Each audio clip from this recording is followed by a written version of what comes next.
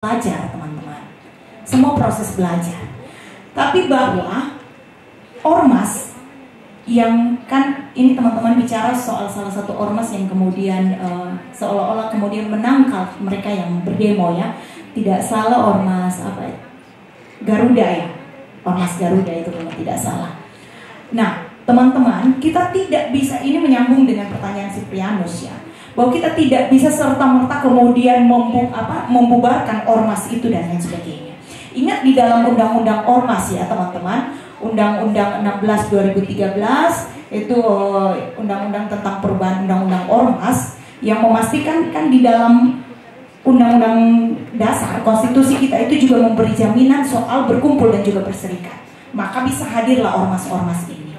Tetapi kemudian satu ormas itu bisa dibubarkan kalau kemudian dia melanggar berbagai hal yang kemudian sudah diamanatkan di dalam undang-undang ormas. Misalnya contoh, kemudian dia bertentangan dengan Pancasila dan Undang-Undang Dasar 1945 dan lain sebagainya.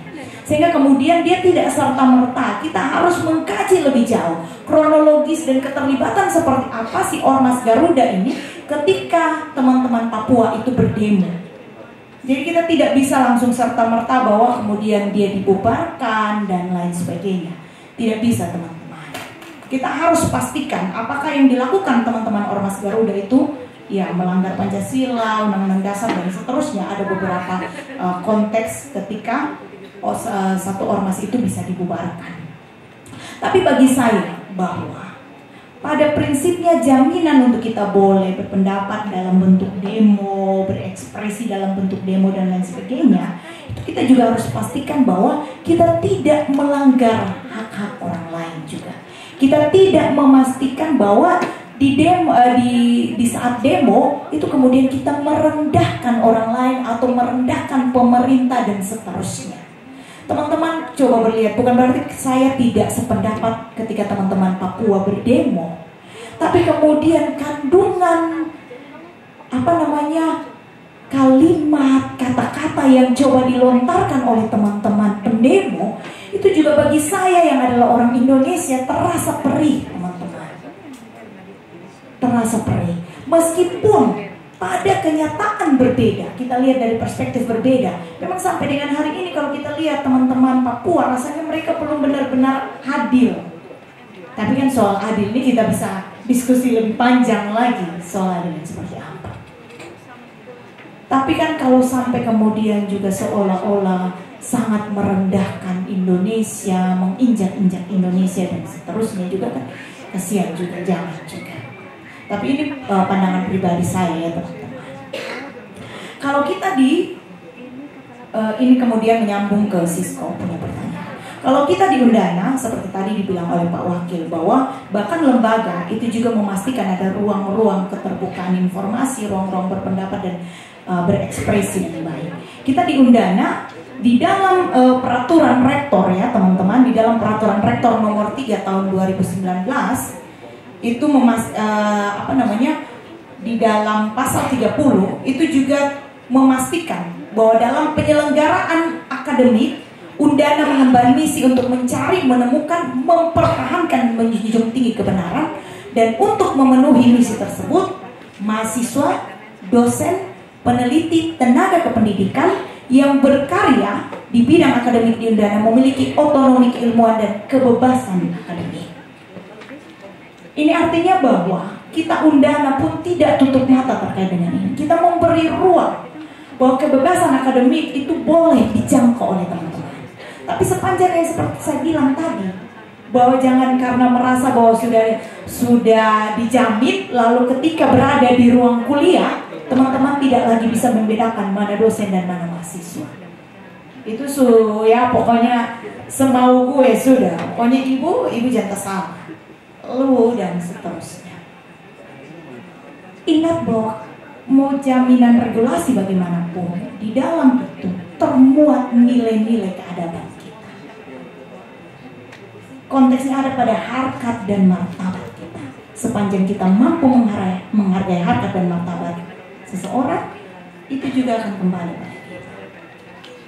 Jadi teman-teman, Saya pikir ini beberapa hal yang bisa saya respon dari 4 orang respon dan luar biasa. Mohon untuk menjadi corong informasi bagi mereka yang di luar yang tidak sempat mendapatkan informasi ini, karena pada prinsipnya kami juga terbatas. Komnas HAM juga terbatas, karena itu Komnas HAM mengundang sebanyak ini puluhan orang untuk menjadi corong informasi juga.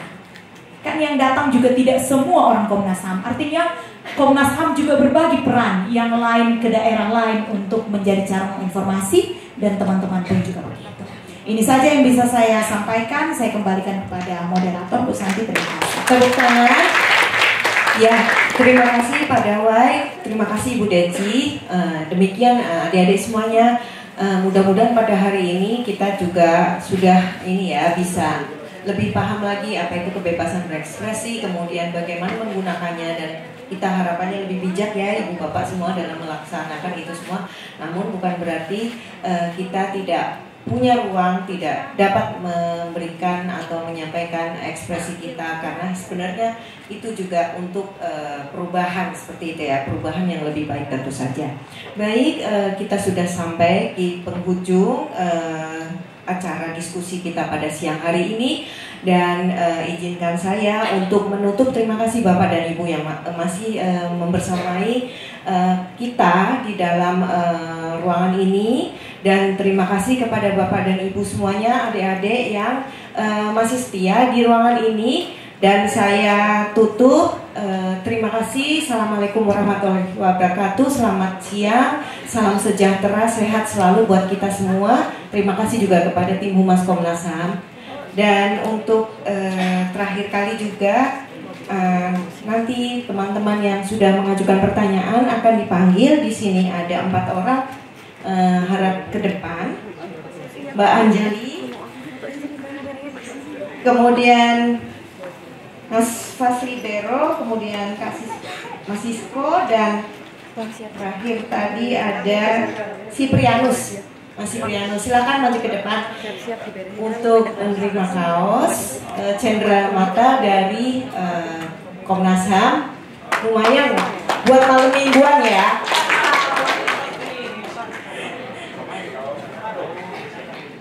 Kaos siapa Mbak Siska tulisannya?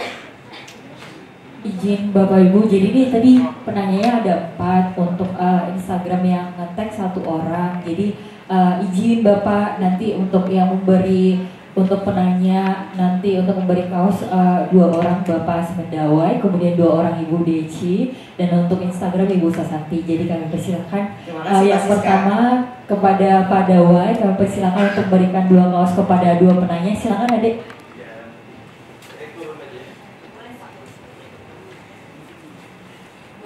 2 orang dulu silahkan.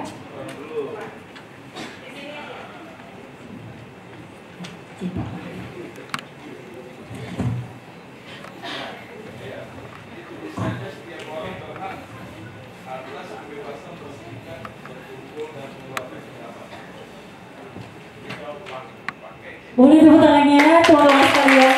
Ini udah lapar atau udah habis nih?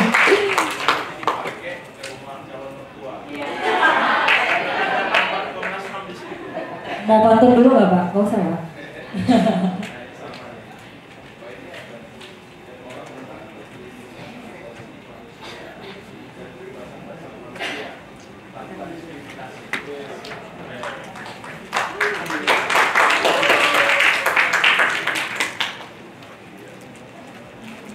Terima kasih Pak Dawai. Yang berikutnya Ibu Deci, kami persilahkan untuk memberikan kepada kedua penanya.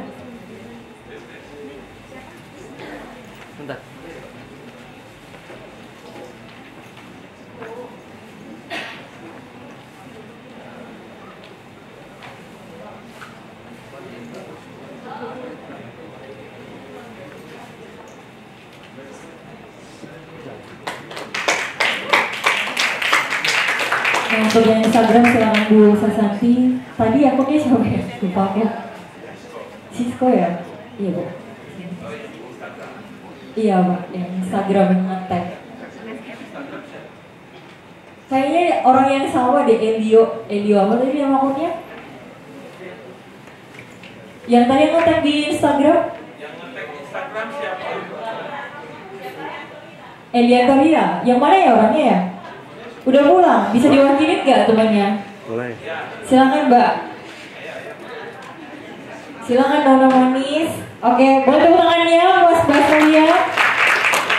Oke, habis ini kita foto bersama dulu ya Bapak Ibu sekalian bagi para penanya dan yang ini. Mbak, jangan cabut dulu. Pertanggungjawaban dulu foto. Silakan.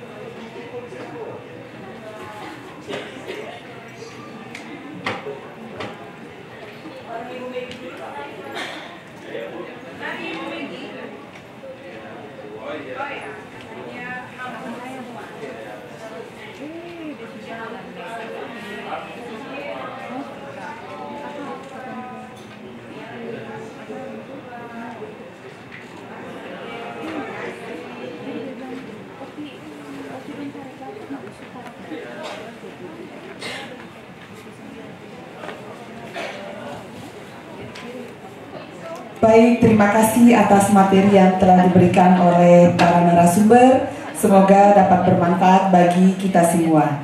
Kita berikan aplaus sekali lagi kepada para narasumber dan moderator.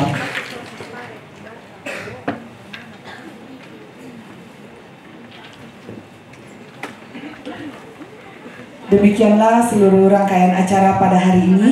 Semoga kegiatan pada hari ini senantiasa membawa manfaat bagi kita semua. Dan semoga dengan adanya acara ini bisa membawa kebaikan serta keberkahan untuk Universitas Nusa Cendana dan bagi kita semua.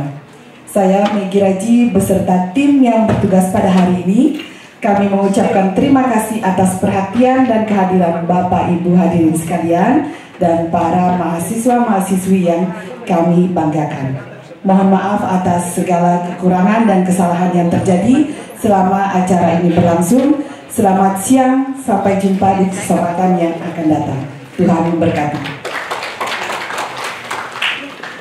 Ya, udah aku panggil supir dulu.